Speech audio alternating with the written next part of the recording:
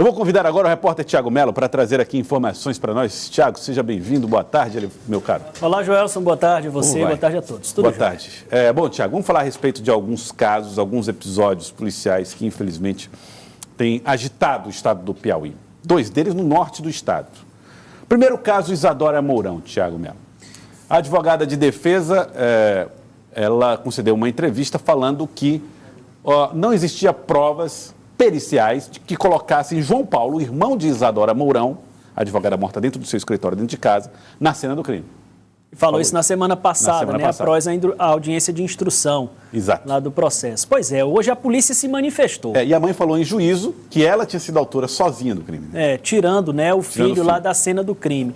Pois é, mas a polícia se manifestou após essa declaração dos advogados, ou da advogada de defesa dos dois, e a polícia sustenta aquilo que foi produzido dentro do inquérito, inclusive do trabalho pericial, técnico pericial, de que os dois estavam na cena do crime, inclusive, Joelson, liberando aqui para nós na TV Cidade Verde, nós vamos mostrar a partir de agora, uma animação em vídeo que foi feita pela perícia, já que eles não vão divulgar fotos, a situação lá realmente, o cenário é assustador, Sim. Sempre quando é morte por arma branca, fica muito sangue no local, realmente é algo chocante. Então, para ilustrar, sem chocar ainda mais, porque o caso em si já causa todo esse espanto, foi feita uma animação em vídeo que mostra onde estavam os dois, no caso o filho e a mãe, e também a posição na cama em que estava Isadora.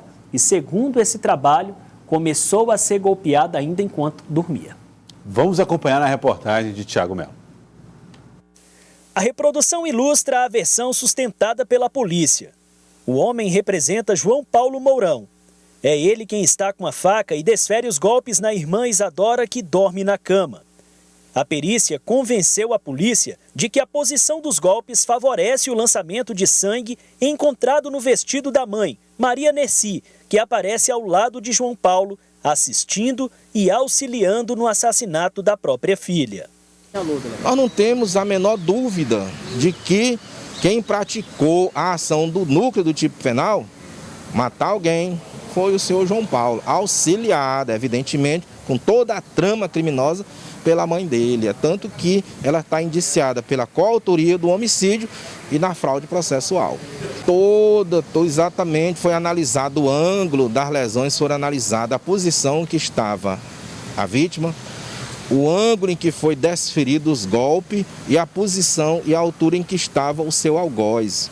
As manchas de sangue no vestido, a marca da mão da dona Maria Nercy no colchão, quando a vítima rola que cai. E ela faz isso, está lá a marca lá, deixada.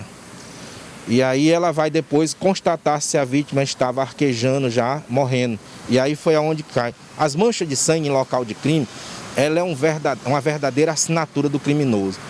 As perfurações no corpo de Isadora tinham entre 4 e 9 centímetros. Foram 11 golpes, a maioria na região do pescoço e um no peito. Para a polícia, a profundidade dos ferimentos é incompatível com a força da idosa. A tese contradiz a versão apresentada pela defesa dos denunciados. Em entrevista à TV Cidade Verde, a advogada declarou que Maria Nercy agiu sozinha no assassinato da filha. Toda a culpa está direcionada exclusivamente sobre a mãe.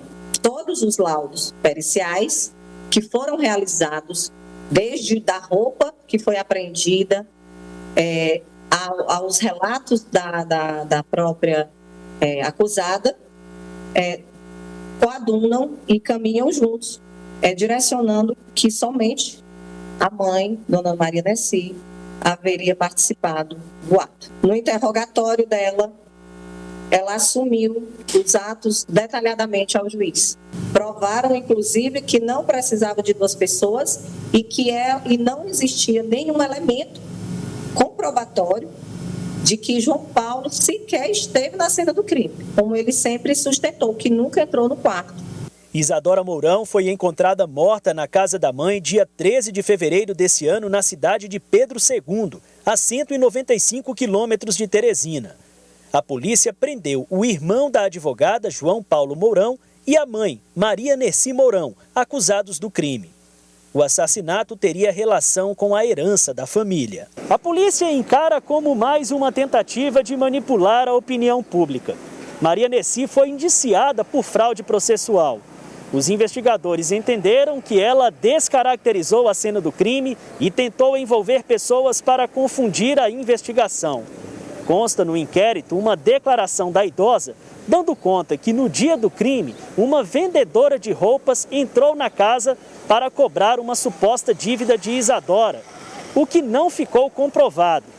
Maria Nercy também teria procurado a empregada doméstica da residência para testemunhar que João Paulo estava dormindo no momento do assassinato. Isso é uma estratégia que eu vejo da defesa como um benefício. A dona Maria Nercy tem mais de 70 anos, poderia ter os benefícios da pena reduzida.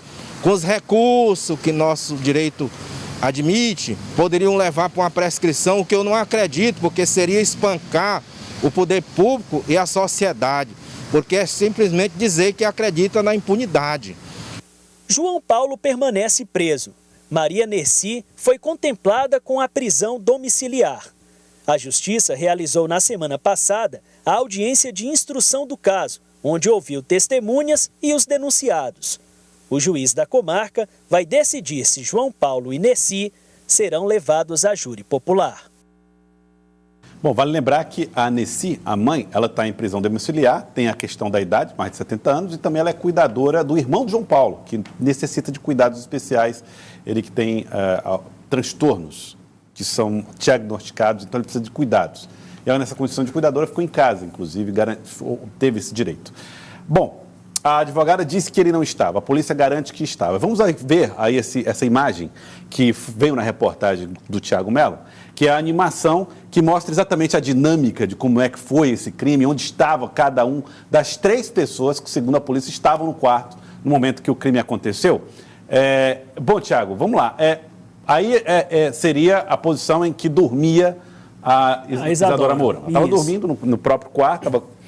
E aí, depois de cochilar, depois de dormir, o irmão armado com a faca e a mãe era quem dava o apoio. Ou seja, não só, segundo a polícia, João Paulo estava no quarto, de acordo com essa animação, como ele foi o autor dos golpes fatais. Né? Exatamente. O que eles colocam, Joelson, inclusive um aspecto que foi levantado pela defesa, é essa questão do sangue que terminou atingindo as vestes da mãe. Né? É um aspecto que a defesa utiliza para afirmar que só a mãe estava na cena do crime. Mas é importante ressaltar, nós levantamos essa informação, confirmamos hoje, que quando foi feita a perícia, Joelson, o delegado exigiu a presença de um perito especialista em sangue.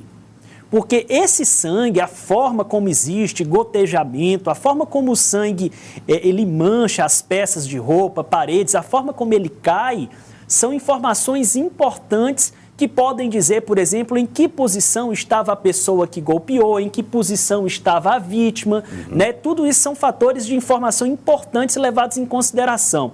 E o que eles colocam, Joelson, é que eu vou me aproximar aqui, de acordo com o que diz a polícia, o ferimento que foi feito na Isadora, ele gerou um ângulo de sangue, né? Que no caso, o sangue terminou sendo projetado para a roupa da mãe que estava ao lado do João Paulo. Ou seja, né? Então, essa é a explicação que Ou seja, a pessoa que foi atingida pelo sangue não estava tão perto, mas estava do lado, porque era assim que ele se projeta. Enfim, a ciência aplicada aí às investigações. E não necessariamente ela que aplicou o golpe. Isso é o que diz a polícia. É importante a gente ressaltar aqui, né? Nós estamos tratando de versões, assim como mostramos na semana passada da defesa, estamos colocando a versão da advogada. O que acontece depois desses primeiros golpes, Wilson?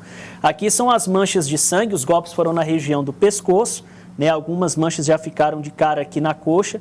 A Isadora rola na cama, né, após os ferimentos, uma reação natural de defesa, e em seguida ela vai cair aqui do lado, né, ela sofreu mais um golpe. Que na próxima imagem tem isso, exatamente. Ela caída no avançado já. Aí. Vamos ver como é que daqui a pouquinho a gente vê como é que a gente faz. Depois de cair, ela sofre mais um golpe, é isso? Não, na verdade ela sofreu um outro golpe durante a rolagem na cama, que foi o golpe no peito, e terminou caindo aí do outro lado.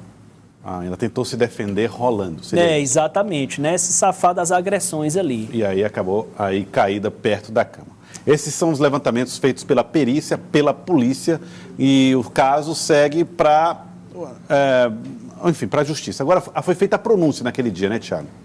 A audiência de pronúncia, que o Ney Silva acompanhou lá de Pedro II. A pronúncia, na prática, é quando a justiça diz para as pessoas, olha... Foi a audiência de instrução e, ao final, o juiz vai...